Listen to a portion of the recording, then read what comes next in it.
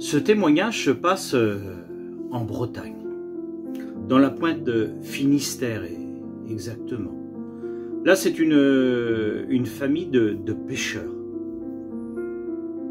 C'est un petit village qui a que des pêcheurs sur cette pointe Finistère. D'ailleurs, cet homme, il s'appelle Jean-Marie. Jean-Marie, depuis son enfance, le seul métier qu'il connaît, c'est la pêche.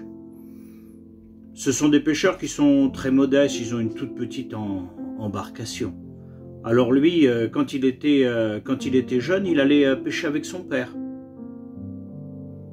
Et ça a toujours été leur métier. Son père a été trop âgé pour aller à la pêche. Donc lui, il a continué avec cette petite embarcation. Donc il va pêcher seul et il ramène du poisson, tant bien que mal. Il arrive à faire bouillir la marmite. Et puis il rencontre une jeune femme aussi, c'est une Bretonne, hein, Lisa. Ils se fréquentent et puis ils se marient. Ils ont un petit garçon, ils l'appellent Loïc. Et c'est vrai que leur petite vie se passe comme ça, tranquillement, et lui, il ramène de l'argent avec le poisson qu'il va pêcher chaque jour, quand la mer le permet, parce que c'est vrai que sur cette pointe-là, la mer, quand elle se déchaîne, elle peut être très mauvaise et très dangereuse, et puis lui, il a une toute petite embarcation, donc il y a des moments où il ne peut pas sortir. Et leur petit garçon grandit, leur petit garçon a déjà 12 ans. Il ne l'a pas encore emmené à la pêche, mais son petit garçon il dit oui, mais grand-père il t'a amené papa à la pêche. Et toi tu veux pas m'emmener? Bah oui, parce que lui il sait que la mer est dangereuse où ils sont. Donc il hésite. Lisa, elle ne retient pas d'emmener le petit Loïc à la pêche. Lisa est croyante, elle est chrétienne, engagée, et elle aime les choses de Dieu. Jean-Marie est religieux, d'ailleurs c'est une famille qui est religieuse, d'ailleurs voilà pourquoi ces noms qui sont pour protection des saints de la Bible. Voilà pourquoi leur prénom. Mais c'est différent avec Lisa, parce que Lisa elle a rencontré Christ. Et puis elle aime le Seigneur, et puis elle en parle souvent à Jean-Marie. Puis Jean-Marie dit, tu sais, moi, j'ai ma religion. Voilà, il n'est pas plus croyant que ça. Voilà, il a sa petite médaille autour du cou pour le protéger quand il s'en va en mer. Et puis, au moment propice, parce qu'il y a toujours le moment qui est propice avec Lysia. Puis Lysia, c'est quand même une femme qui est intelligente. Et au moment propice, elle lui dit, tu sais, elle dit, tu lis jamais la Bible? Elle dit, moi j'aime bien lire la Bible. Et elle dit, on s'aperçoit que tu dis toujours que nous sommes modestes, que tu as une toute petite embarcation, tu aimerais bien un bateau un peu plus grand, un chalut, ça te plairait bien. Et on ne peut pas se le permettre, nous n'avons pas les moyens. Mais tu sais, dans la Bible, l'apôtre Saint-Pierre, lui aussi était pêcheur. Et là, son mari est interpellé, il dit comment il était pêcheur, l'apôtre Saint-Pierre? Ben, naturellement. A dit, il avait une petite embarcation, il avait 2 embarcations, a dit, c'était des barques, hein, c'était pas très grand, et puis a dit, je vais te les faire voir par lui-même, et puis elle lui donne la Bible, et elle lui fait voir, alors lui, il lit l'histoire de l'apôtre Saint-Pierre, et puis ça l'intéresse, parce qu'il a des embarcations comme lui, les pêcheurs, et puis et il se met à feuilleter la Bible, il se met à la lire, et ça l'intéresse, mais l'histoire de la Bible simplement, hein. Et puis il décide lui, Elisa, de prendre son petit garçon Loïc. Et puis la mère ne le permet pas, le temps lui plaît pas à Jean-Marie. Mais son fils, il lui dit, depuis le temps que tu me le promets, moi je voudrais, allez, il dit, on y va, prends tes affaires, on y va. Et puis voilà, le matin de bonne heure, de très bonne heure, ils prennent cette petite embarcation, et puis ils vont au large, mais c'est vrai que là-bas, sur la côte, il n'y a pas grand-chose au bord, donc il faut aller un petit peu plus loin. Et puis il va un petit peu plus loin, mais il connaît son bateau, il est petit, mais il a un beau moteur, donc en cas de problème, il pourra arriver vite au port. Et puis là, justement, ils sont en train de pêcher, et puis il sait pas ce qu'il a, son petit moteur diesel, là, même s'il est performant. Là, ce jour-là, eh ben, il déconne et il s'éteint, il ne veut plus s'allumer. Alors là, il sait pas ce qui se passe. Il panique un petit peu, parce qu'il a le gamin avec lui, et puis il voudrait bien rentrer au port maintenant.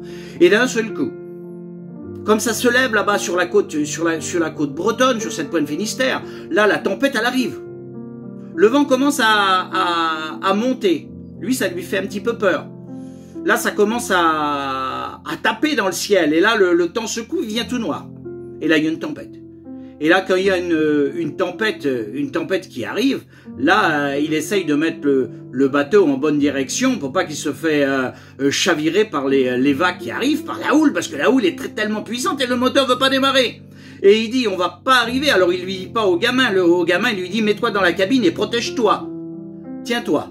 Et lui, il tient la barre et là, il a peur parce qu'il voit que le bateau est trop petit et le temps vient tout noir et il n'aura pas le temps. Le bateau ne peut pas revenir au port sans moteur. Donc il appelle les secours, mais les secours, les secours ils n'ont de Bresse, hein, avec ce gros bateau l'abeille là, ce gros navire l'abeille là, le sauveteur, il arrive, il bombarde, mais il faut du temps. Et lui, il sait que le temps, il l'aura pas. Il sait qu'il l'aura pas. Et là, il y a quelque chose qui vient le percuter comme ça là, qui vient dans son esprit, c'est qu'il a lu la Bible, il comprend pas. La Bible n'a rien à voir là, on va chavirer avec le bateau. Et d'un seul coup, il y a un texte de la Bible, il comprend pas, il le comprendra par la suite, qui vient dans son cœur et qui tourne. C'est dans Marc, chapitre 4, et ça il l'a lu. Un jour, il y a Jésus qui est sur le rivage et il dit à ses compagnons, il dit à ses disciples, nous allons passer à l'autre bord. Et lui, il est à la barre de son bateau et il y a cette histoire qui revient du chapitre 4, de chapitre 4 et ça revient et ça tourne et ça tourne et ça tourne et ça tourne et ça tourne. Et là, c'est vrai que quand Jésus dit nous allons passer à l'autre bord, il monte dans l'embarcation et dans l'embarcation, il y a les disciples qui sont avec lui. Et Jésus va à l'avant du bateau, il va à la poupe, le texte nous dit. Et il s'endort paisiblement, Jésus est tranquille, n'a pas peur. Et là, quand ils sont dans le milieu, là, il y a une tourmente qui arrive. La tempête se lève, le vent se lève, et les disciples, pourtant, ce sont des marins. Il y a l'apôtre Pierre, il y a ses camarades qui sont là. Et ce sont des pêcheurs de métier. Et là, ils voient que la tempête est trop grande et que l'embarcation est trop petite et elle va chavirer. Comment on va faire? On va mourir. Mais il y a Jésus qui dort à l'avant et lui, il ne dit rien, il ne bouge pas, il est en train de dormir. Et il va laisser le bateau chavirer? Non.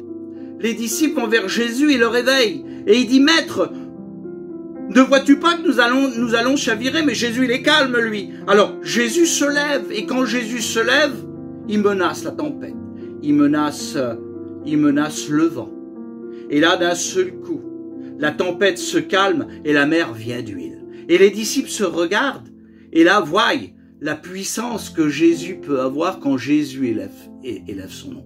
Et ça, ce texte lui passe dans la tête et il voit que son bateau est en péril. Et lui, qu'est-ce qu'il fait? Il dit à son gamin, il dit, tiens-toi dans la cabine parce que nous allons bouger fortement. Et lui va à la poupe du bateau, comme le texte le dit. Et à la poupe du bateau, il se met à genoux, il se tient sur la poupe du bateau. Et là, il crie à l'Éternel. Il dit, Seigneur Jésus, il dit, tu as été capable, donc quand cette barque était en détresse, de calmer la tempête. Moi, je crie à toi, parce que moi et mon gamin, nous allons mourir. Fais quelque chose, interviens, mon Seigneur. Et là, d'un seul coup, devant ses yeux, le miracle se passe. La tempête se calme. Le vent s'éclaircit, la mer vient d'huile. Et là, son gamin le regarde, il dit, papa, nous craignons plus rien, la tempête est partie. Lui, il a compris. Il a compris que les cris de détresse qu'il a fait à Jésus, Jean-Marie l'a compris que Jésus l'a écouté. Là, il se place à côté de son gamin et il loue le Seigneur. Il loue le Seigneur que il a été épargné, lui et son fils. Et là, qu'est-ce qu'il voit y venir? Il voit y venir ce gros navire qui vient les secourir. La tempête maintenant est passée, la tempête est d'huile. Il les remorque et l'emmenant au port. Et quand il l'emmène au port, Jean-Marie est tellement changé, est tellement bouleversé, c'est plus le même homme. Et il arrive, et il se presse à prendre son gamin par la main parce que son gamin il veut pas le lâcher, il a eu tellement peur. Et là il prend Loïc par la main puis il arrive à la maison. Et quand il arrive à la maison, il voit sa femme. Et sa femme, elle voit qu'il s'est passé quelque chose. Elle voit que le visage de Jean-Marie est changé. Jean-Marie n'est plus le même. Jean-Marie est bouleversé. Il regarde Lisa. Et il lui dit quelque chose qui va tout changer leur foyer. Il dit, Lisa, le Jésus que tu as trouvé, je viens de le